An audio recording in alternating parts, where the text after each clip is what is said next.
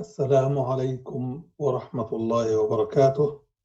الحمد لله والصلاة والسلام على رسول الله وعلى آله وصحبه ومن والاه وبعد. Welcome to this seminar today on the issue of Zakat. We will focus on Zakat al-Fitr and the Zakat concept in general, and we will also mention I'm sorry, did I say Zakat al-Fitr? No, I meant Zakat al-Mal. How to make Zakah for the wealth you have.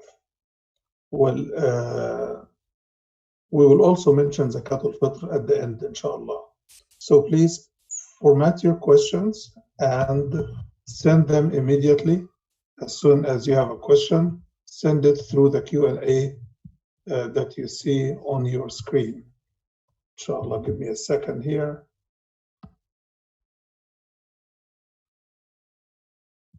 Okay, so Alhamdulillah wa salatu wa salam ala Rasulillah. Zakah, as we all know, is the second, the pillar of Islam that is mostly combined with, in mention in the Quran, with the Salah. So it's always أقيموا الصلاة وآتوا الزكاة. أقاموا الصلاة وآتوا الزكاة. So it is a pillar that is as important as Salah. So you see how important Salah is for our spiritual growth. Zakah is very important for our financial growth and spiritual growth. So what does the word zakah mean? The word zakah means growth and development. So any money that is growing, any money that is saved, any money that is beyond your use, any produce that you get from the ground other than vegetables and fruits, it does have a requirement of zakah. So zakah in the Arabic language means growth, and in Arabic we say zakah, which means to grow, nama, which also means to grow.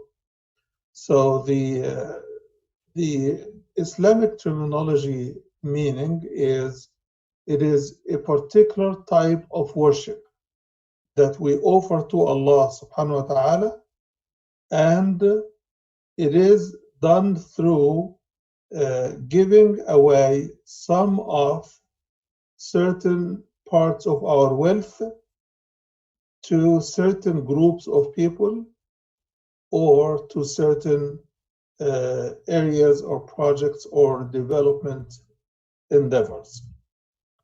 So the two mean that something was not growing, and by paying the zakah, we are growing it. So how do we grow?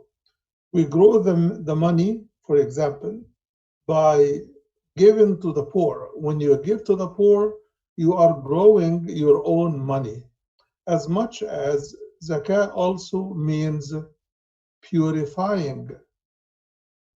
It purifies your soul. Allah subhanahu wa ta'ala says, خُذْ مِنْ أَمْوَالِهِمْ صَدَقَةً تُطَهِّرُهُمْ وَتُزَكِّيهِمْ بِهَا. Take from their wealth a charity that you purify them with it and you grow them. It grows our souls from being selfish to being generous, from working out of a foundation of fear to working out of the foundation of trust. So you trust Allah, the one who gave you your wealth, to give you more when you pay your zakah. So Allah subhanahu wa ta'ala tells us in the Quran, Atu az-zakah, which means reach out with your zakah to the poor, the needy, the underprivileged, and there are certain categories of people that we need to reach out to with our zakah. Zakah is different from charity. You could say zakah is a mandatory charity, but charity is a voluntary pay that you do for anyone or any project. Zakah has certain qualifications for its recipients, and we'll talk about this in a minute. But sadaqah could be given to any good project that you want to support, and you support it for the sake of Allah. If it is something that serves people, something that serves even animals, you could pay sadaqah too. Sadaqah comes from the root word sadaqa, which means to be true to your faith, and to be true to your own belief. What part of the belief we need to be true to? Here, it means that you are true to your faith when you say, I believe Allah when He says, whatever you spend in the path of Allah, Allah replenishes it. He gives you a substitute for it. So when you spend for the sake of Allah, Allah gives you back, whether it is in the form of money or anything else that substitutes and saves your money or grows your money. So all of these are possible. So Allah subhanahu wa ta'ala tells us, and whatever you give of usury to grow the money of people, it does not grow in the sight of Allah. But whatever you give of zakah, with which you only seek the pleasure of the face of Allah subhanahu wa ta'ala, then those are the multipliers. Those are the people who want to multiply what they have of wealth with Allah subhanahu wa ta'ala. Also, the Prophet sallallahu alaihi wasallam says that money never decreases because of charity. By the way, zakah in the Quran also is called sadaqah, but it is mandatory. Allah subhanahu wa ta'ala says, وَالَّذِينَ فِي أَمْوَالِهِمْ حَقٌّ مَعْلُومٌ لِلسَّائِلِ وَالْمَحْرُومِ. And those who have a preset, well-defined, known right for those, the beggars, and those who are deprived or less fortunate. So you see that it goes back to our belief that Allah has promised us, and we trust His promise more than we trust what we already have in our bank account or in our pocket. Okay. So what does zakah increase for us? It increases the blessing of what we have. It may increase what we have by Allah giving us more than what we donate or what we give in the form of zakah. And it also increases our faith, our confidence, our trust, our belief in Allah subhanahu wa ta'ala. So Allah promises to replenish and give us more and bless what we have and to bless what we get further. If you believe that promise more than you believe the money in your hand, in your pocket, in your bank account, that's a high degree of faith. So this is what it means to say zakah means growth and development. Of course, zakah is needed both for individuals and for the society. For the individuals, when you pay for the poor and the needy, as it is mentioned in the ayah in Surah At-Tawbah, ayah number 60, that zakah is to be paid, and it is here named sadaqat, which is a plural of sadaqah. So sadaqat or zakah is to be paid to the poor, to the destitute, to those who are working, assigned the job of collecting the zakah, and those whose hearts are in need of financial support, like fresh new Muslims or people who are interested in Islam and they come and ask. They are not Muslims, but we know that they need some help.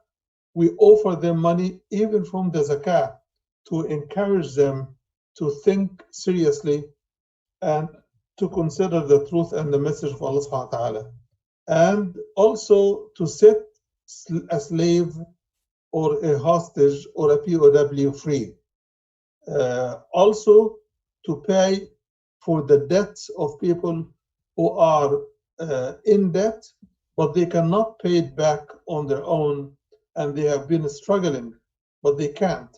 So the society takes money from zakah, or the individuals can take money from their zakah and pay off the loans of someone. And also finally, in the path of Allah, as it is mentioned in the ayah, and also the wayfarer, the person who gets stranded because his means are lost or finished.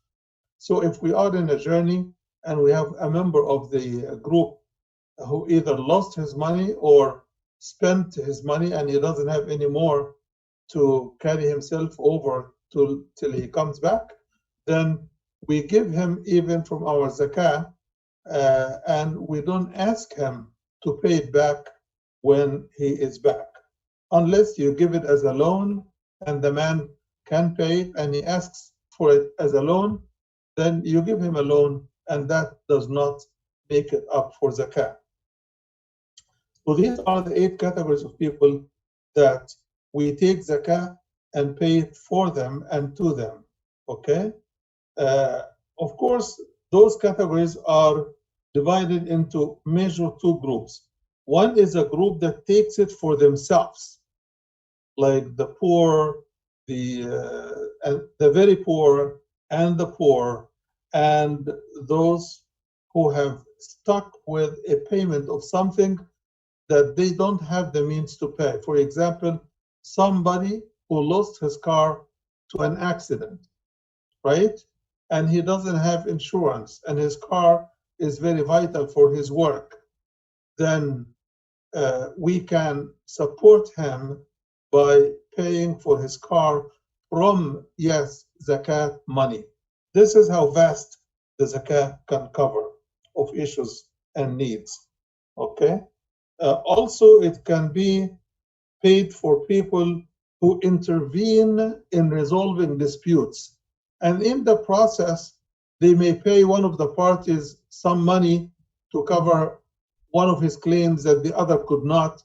So if you pay this, that is called al-gharimin, people who are either in an accident, or people who are out of the hospital and they cannot pay the bills, whatever, or they cannot pay for medication.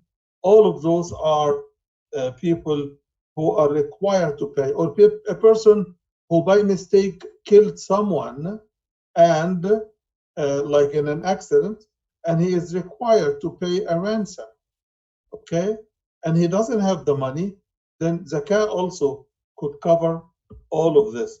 We are covering those categories of people. The one who is gharimin, which means people who are suddenly required to make some payments to pay off for some mistake or some accident that happened, then those are called gharimin. And we pay them to cover the people affected by their mistake, which is the rest of the society basically. Zakah also helps to join the hearts of people in the community, because when we give zakah to those who are in need, those categories as mentioned in ayah number 60 in Surah At-Tawbah, when we cover those needs, we create a society of compassion, a society of love, a society of caring people. And the zakah is the opposite of what do you call hoarding? Okay, hoarding means al-kanz, that people keep piling money on top of each other and they don't give it. But in the hadith, if you give your zakah, then you are not a person who is hoarding. But if you don't give charity at all and you are really piling money, then you are hoarding despite the fact that you are paying the zakah. Okay, what are the conditions for zakah to be required of a person? The conditions are as follows. The person must be a Muslim, must be free vis-a-vis being a slave, must own the zakatable level of money, which means the threshold required for zakat, which we will talk about in few minutes. Okay? Also that he must be a resident or domicile in a town, a city, a place, which means that he is settled. He is not on the road, not knowing where he is going. He doesn't know where he is heading. Okay? Also, that 1 year has to pass by from the time the level of money reaches the zakatable level. And we'll talk about the technicalities of this in a minute, okay? So these are the conditions that are required. So Allah subhanahu wa ta'ala tells us in the Quran, in Surah Al-Tawbah, few ayat, ayah number 54 before the ayah of the zakah, ayah number 60, he says, nothing, and now we talk about the condition of being a Muslim, and nothing has prevented them from their zakah being acceptable or accepted, except that they have denied Allah and His Messenger. So if someone doesn't believe in Allah, he doesn't believe in the Messenger, he doesn't believe in Islam, and or he does not pray, and he does not really he did not really join Islam, then if he pays zakah, then he is not getting rewarded for it, because from any way that it is not a required duty on him, because kufr bars any requirement of the kafir to pray, to fast, to make hajj, and so on and so forth. So those 5 pillars are required of the Muslim, not the non-Muslim, okay? And it is not acceptable from him, because in the hereafter, unfortunately, he is going to be punished for kufr, which is worse than not paying zakah.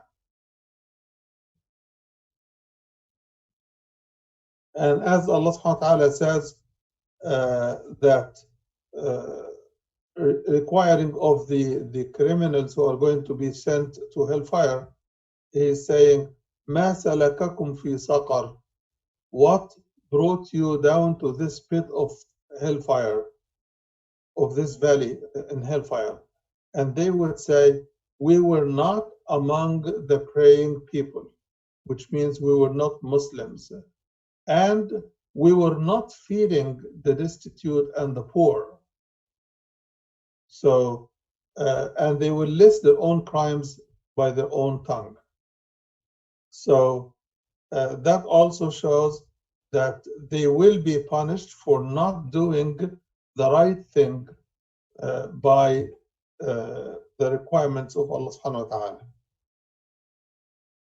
As far as the freedom, which is one of the other conditions, it is the opposite of being a slave, because in the early days of slavery, when you buy a slave, you are buying him with his money, okay?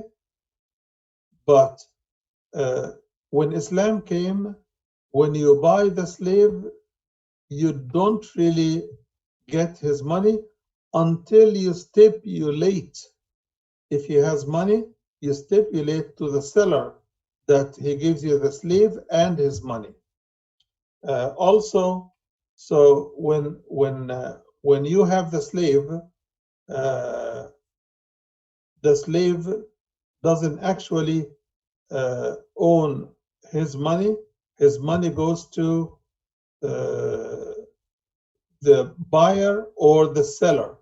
Either it stays with the seller or it goes to the buyer, because this is the nature, that was the nature of slavery contract. May Allah save us from going back there.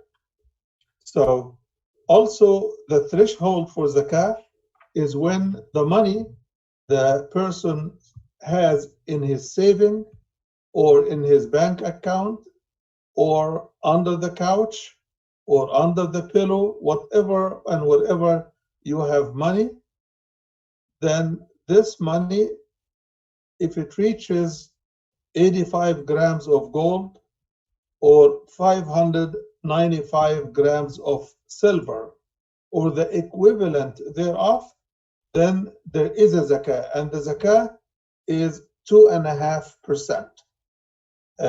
One more requirement is that you should have this threshold amount for 1 full year without decreasing. If your saving decreases below the zakatable amount, which is equivalent of 85 grams of gold, then you start counting the hawl or the year, the lunar year, from the time it reaches the threshold again. So the year starts with the threshold being reached, and it's cancelled when that threshold decreases below the threshold during the year. Then a new year will start and has to start when the money reaches the threshold again. Let me give you an example. 85 grams of gold, let us say they are worth $5,000. I'm giving just an example. It may be 4,000 some.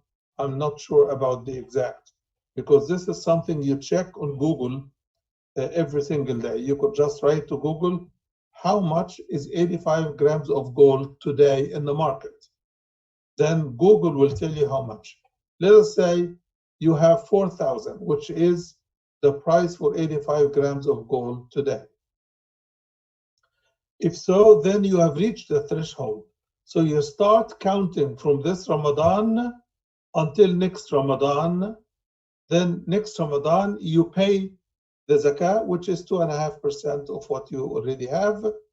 And that will include whatever extra amount that you were able to add to the threshold. So let us say you start with 4,000. By the end of the year, next Ramadan, you have 10,000. Then you pay the zakah for 10,000. Let us say the opposite. You have 10,000, but by the end of the year, you only have 5,000. Then you pay the zakah on the 5,000, not the 10,000 you started with. I hope this is clear. So this is the calculations for the year and so on and so forth. Okay. Of course, there are certain things for people who are working in business that need to be exempted from the hawalan al-hawl, which means the waiting period for the zakah to be due from the threshold. And these are the business profits. Let us say you have a home and you purchased it to buy it when the market is good and you sold it. Then this money that you get, you have to make zakah for it immediately as soon as you cash the money. You pay the zakah, okay? And this is also 2.5% of the money. Also, the an'am are some types of animals that are defined in the Quran: al-ibl wal-baqar wal-ma'z.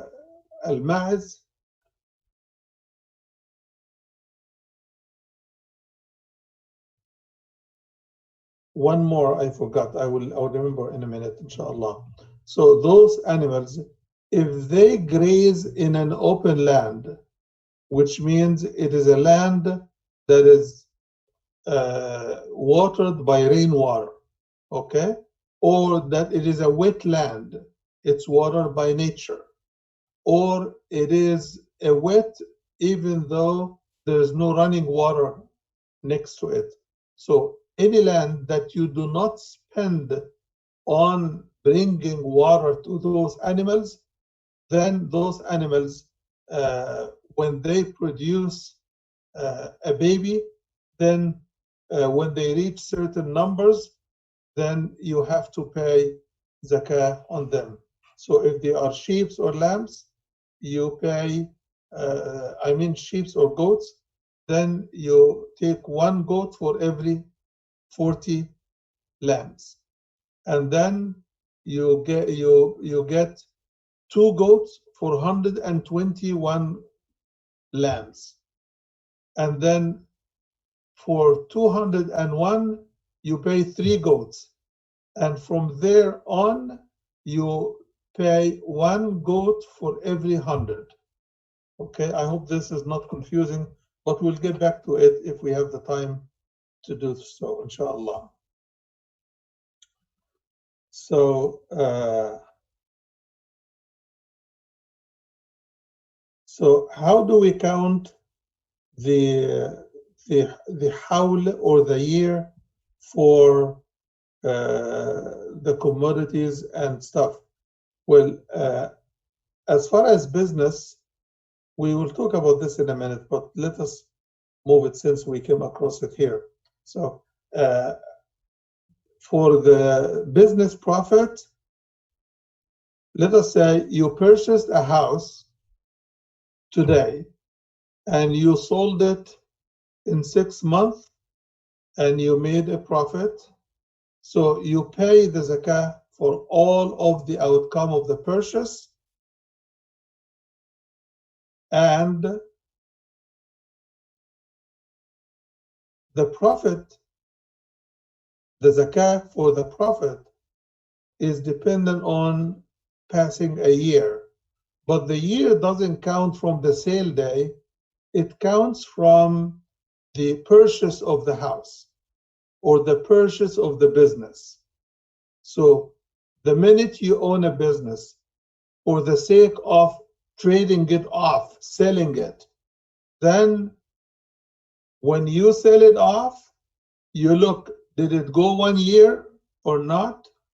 If it has been 1 year, then you pay the zakah immediately for the profit. And if you don't pay it, then it will be sinful for you not to pay zakah. But if the year is not there yet, you wait and you pay the zakah. Okay?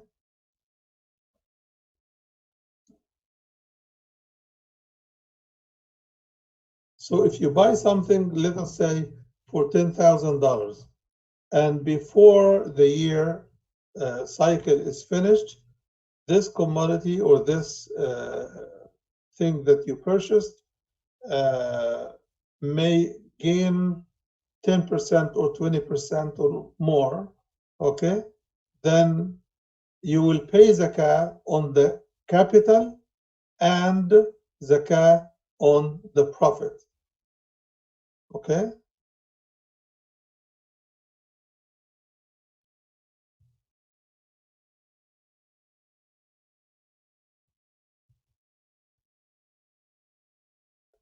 For the animals, like, you know, sheep, goats, cows, and camels, all of these, when they have a baby cow, baby this, baby that, then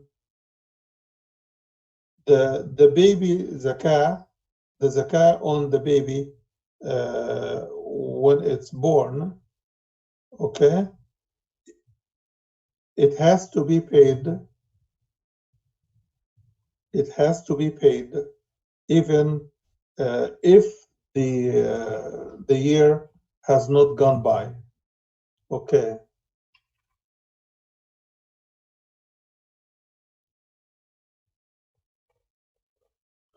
So what about the money for the slave that his master has control over? Okay.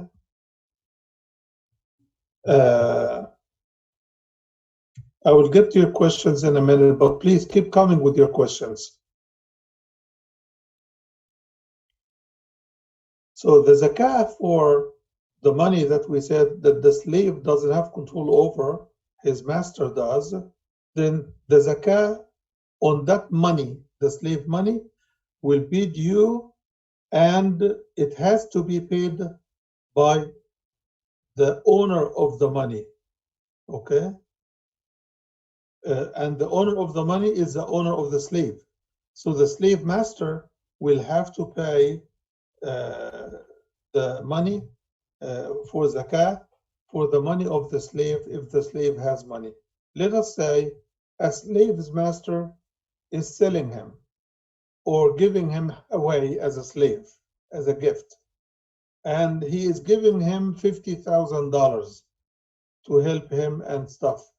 And the slave's needs are all covered by his master because he eats, he sleeps, he is medicated under the care of his master. So he doesn't spend much. So he is left with $40,000. Okay? This money is zakatable by his master from this money. Okay?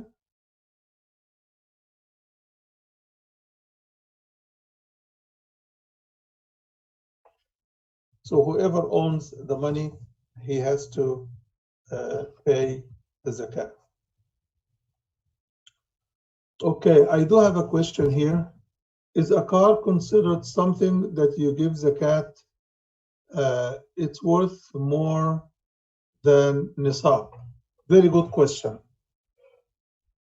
Tools for industry and tools for business and tools for living and a house you live in, all of these are not zakatable.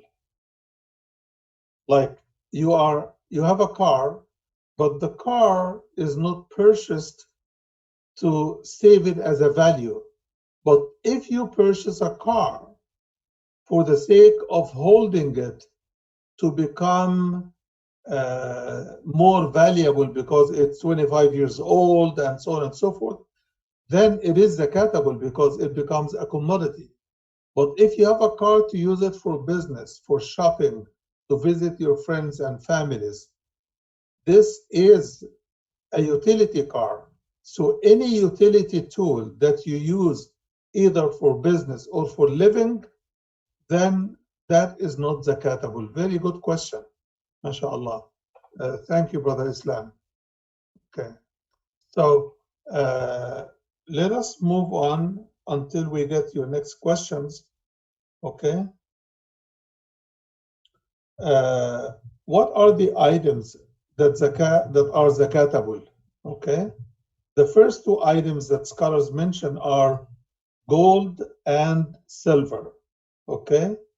Allah subhanahu wa ta'ala rebukes people who are holding money and they are not spending it in the path of Allah.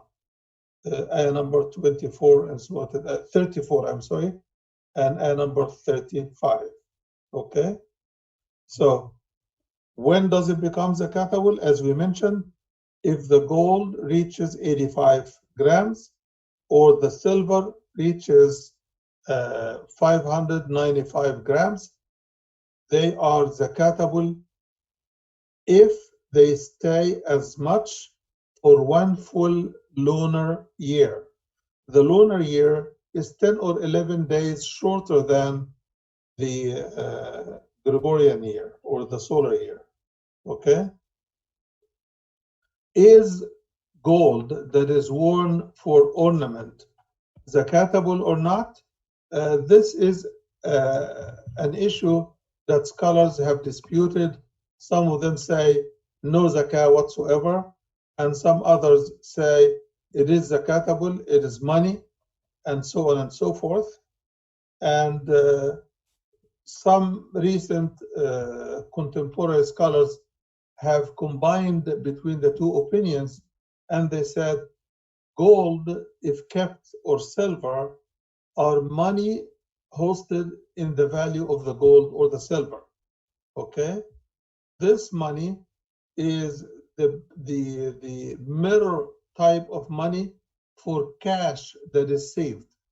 Why is cash zakatable and gold is not? So the others say because it's used for ornament. Then the contemporary scholars said that the middle opinion, which is the most favorite opinion of many scholars, is that if it is few pieces of gold that the woman purchases and uses for beautifying herself for her husband, then this is not zakatable. But if it reaches the level of hoarding here cannot be given a number of grams, but if it reaches a level that is beyond normal use, which means if somebody, for example, is purchasing 1 kilogram of gold, you don't beautify a woman or 10 by 1 kilogram of gold. So you can use some rings, couple of bracelets, a necklace or 2 or 3. But if it reaches beyond the norm and what normal people would call excessive, then it is zakatable. Of course, if you want to be reasonable, how do you reach that balance? Well, look at this. If you go by the first opinion, which means it's all zakatable, even if it is very few pieces of gold that you have, then if it is all zakatable,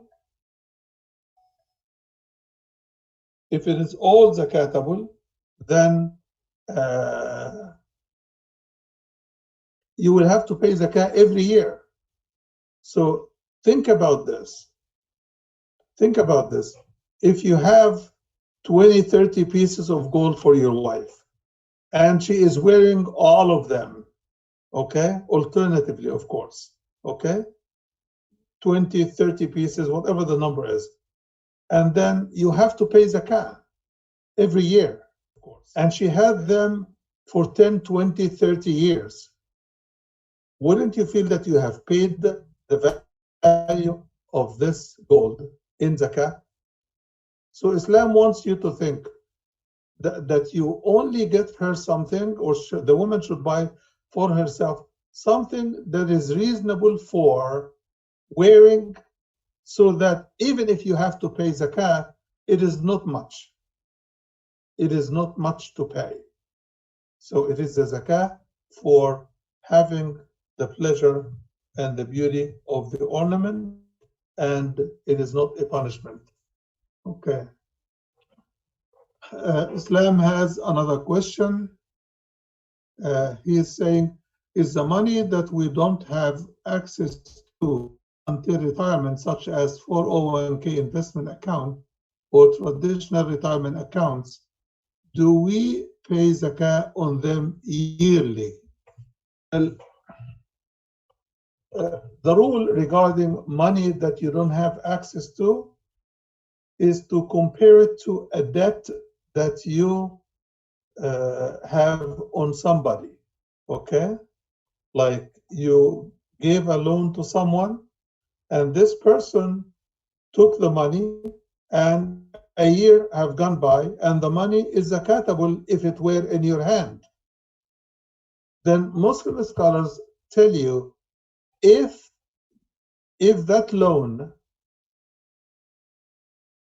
becomes zakatable, which means it is at the threshold or more, and 1 year have gone by, and it is secure to come back, which means that person never absconds on paying back his debt, and he has a good credit as a person, as a borrower, then if it is, the debt is secure, and you have extra money to pay the zakat on this debt, then pay the debt since you secure the money.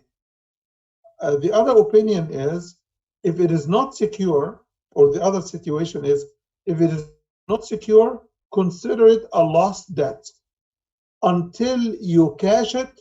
When you cash it, you pay the zakah for the last year immediately as soon as you cash it. So the same principle applies to the 401k. Okay?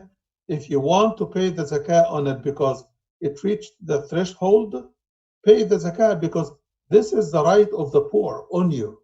And you're trying to clear your conscience with Allah subhanahu wa ta'ala and pay your dues to the poor members of the community.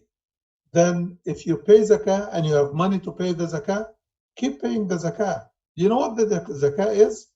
It is $25 for every 1,000 once a year. So even if you have $4,000 as the equal of 85 grams of gold, the threshold, and they are in the account for 1 year, all what you pay is $100 once a year. This is not a monthly payment.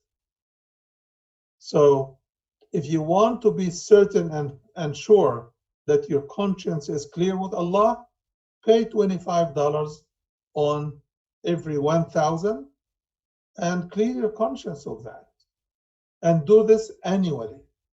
But if you think that this money is lost or this money may be lost, don't pay until you have it. But if the money is secure for you to cash it anytime, then please clear your conscience and pay $25 for every 1,000, and this will give you the clarity of conscience when you meet Allah subhanahu wa ta'ala. And if you have doubt, you cannot cash it at any time, and it may be lost, then don't pay until you cash it. If money, for example, you calculate and then you get a report on your 401k report, annual report, they will tell you your 10,000 last year became like, let's say 1,500 or 15,000, I'm sorry. That means the zakah is on the 15,000, not on the 10,000. If they tell you, we're sorry, the market crashed and your $10,000 are now only 3,500, then it is not zakatable because it is less than the threshold of the value of 85 grams of gold. Very good questions, Islam. Thank you. Okay, anyone else has a question? Please keep coming and keep posting your questions so that we can answer them as you post your questions, inshallah. Okay, we got Islam answered. Okay, anyone else, please put your questions on the board and we will answer you as soon as we can. The scholars who said that the zakah for gold and silver that you wear, of course, all of this requires the nisab, which means 85 grams of gold.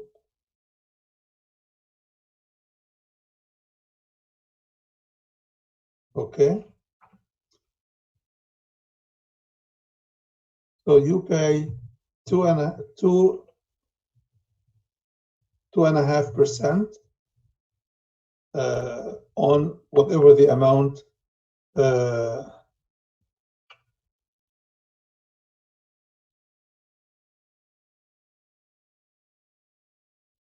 okay.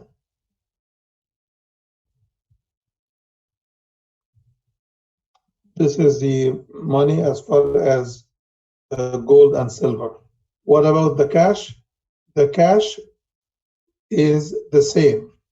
If you have 85 grams of gold worth of cash and the lunar year has gone by, then it is also zakatable, and at the end of the year you pay 2.5% as zakat.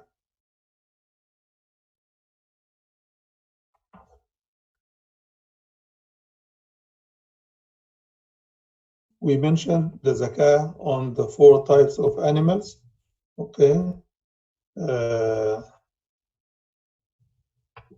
We said if it is sa'ima, which means it grazes in the land without you having to spend to feed it or to water it, then it is zakatable.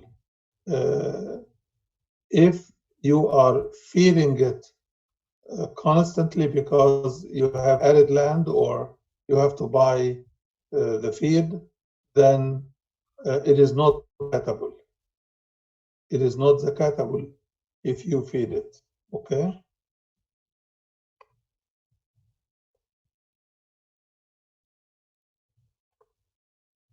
Okay. Anybody else has a question? Otherwise, we will.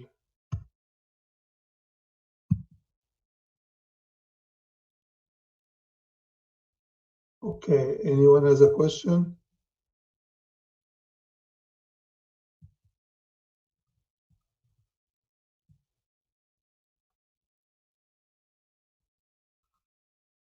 Okay. There is no question apparently. And I want to thank you at the end of this session. Please join us this Wednesday. Is going to be Quran for youth. So if you have children, let them join us this coming Wednesday and check the links on our website with the communication department. And on Thursday, we are having a continued class on the subject of Qada and Qadar, a subject of Aqidah that is worth everybody's attention, inshallah. For now, thank you very much for joining us. May Allah subhanahu wa ta'ala bless you for seeking knowledge. And سبحانك اللهم وبحمدك نشهد أن لا إله إلا أنت نستغفرك ونتوب إليك. الرحمن الرحيم والعصر إن الإنسان لفي خسر إلا الذين آمنوا وعملوا الصالحات وتواصوا بالحق وتواصوا بالصبر. السلام عليكم ورحمة الله وبركاته.